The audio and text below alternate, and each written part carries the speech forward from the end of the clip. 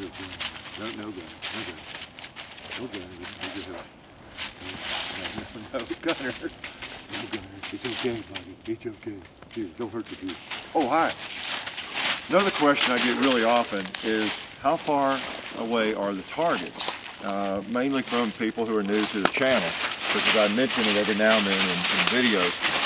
And if you look across the hill there at that first row of pigs, that's about 50 yards from the shooting table.